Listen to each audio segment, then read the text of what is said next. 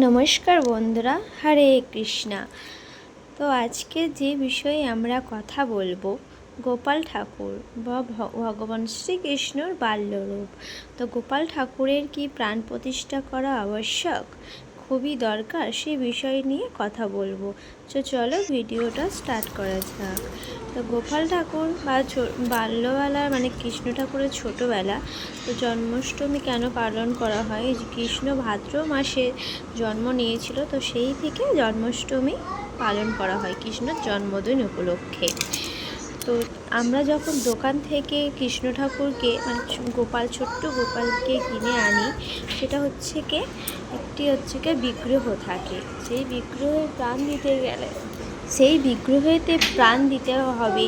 তো অবশ্যই তার প্রাণ দেওয়া দরকার, কারণ তাকে তো আমি কিনে এনে আলমারিতে রেখে দিতে পারি না বা সাজিয়ে রেখে দিতে পারি না। তাকে তো কিনে এনে তাকে তো খাবার দিতেই হবে, তাকে তো সেবা দিতেই হবে। তার জন্য তার প্রাণ প্রতিষ্ঠা করা আবশ্যক দরকার। শাস্ত্রেও আছে যে গোপাল ঠাকুরকে প্রাণ প্রতিষ্ঠা না করলে, সে ভোগ নিবেদন করলে সে ভোগটা তার কাছে যায় না আর সে গ্রহণও করে না। তাই আমাদেরকে গোপাল ঠাকুরকে প্রাণ প্রতিষ্ঠা করা আবশ্যক দরকার। এবার যারা ভাবছো যে আমি নিত্য সেবা দিচ্ছি, মানে সে না জেনে গোপাল ঠাকুরকে প্রাণ প্রতিষ্ঠা করা হয়, সে জানে না, কিন্তু সে দীর্ঘদিন ধরে গোপাল ঠাকুরকে নিত্যদিনের সেবা দিচ্ছে, তাকে ভোগ নিবেদন করছে।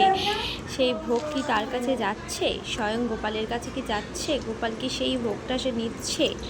তো হঠাৎ করে তুমি শুনতে পারলে যে গোপাল ঠাকুরকে প্রাণ প্রতিষ্ঠা করতেই হয়, তখন তোমাকে আমি একটাই কথা বলবো যে আলাদা করে গোপাল ঠাকুরের প্রাণ প্রতিষ্ঠা করা দরকার নেই। কারণ যখন তুমি তাকে নিত্যদিনের সেবা দিচ্ছ, তখন সে প্রতিদিন তাকে তার প্রিয় খাবার দিচ্ছ, ধূপ দিচ্ছ, প্রদীপ জ্বালিয়ে আরতি করছো, তখন তার মধ্যে একটা নির্দিষ্টভাবে যখন তাকে নিত্য সেবা দেওয়া হচ্ছে, তার শয়ন দেওয়া হচ্ছে, তখন আস্তে আস্তে ধীরে ধীরে তার বিগ্রহের মধ্যে প্রাণ চলে আসছে। কারণ তুমি অজ্ঞানে তাকে প্রতিদিন তাকে সেবা দিচ্ছ, তার মধ্যে আস্তে আস্তে প্রাণ চলে আসছে। তাই বলছি, আলাদা করে তোমার গোপাল ঠাকুরের প্রাণ প্রতিষ্ঠা করার দরকার নেই, কারণ তার ভিতরে একটা প্রাণ চলে এসছে। প্রতিদিন যেরকম ধূপ বাতি, তার প্রিয় খাবার, লাড্ডু, দই, মাখন এইসব দেওয়া হচ্ছে, তাকে অর্চনা করা হচ্ছে, পুজো দেওয়া হচ্ছে, ভক্তি ভরে ডাকা হচ্ছে। তাই আলাদা করে তার প্রাণ প্রতিষ্ঠা করার দরকার নেই, আমি এটা মনে করি। কারণ আমি নিজেও এখনও পর্যন্ত আমার গোপালের প্রাণ প্রতিষ্ঠা করিনি, আর প্রতিদিন তাকে আরতি করি, ধূপ দিই, বাতাসা দিই, যা পায় হাতের কাছে তাই দিয়ে গোপালের সেবা দিই। তাই বলছি, তার মধ্যে তো প্রাণ অলরেডি চলে এসছে। সে যদি তার মধ্যে প্রাণ যদি না আসে, মনের বিশ্বাস দিয়ে সব কিছু করো, তাহলেই হবে।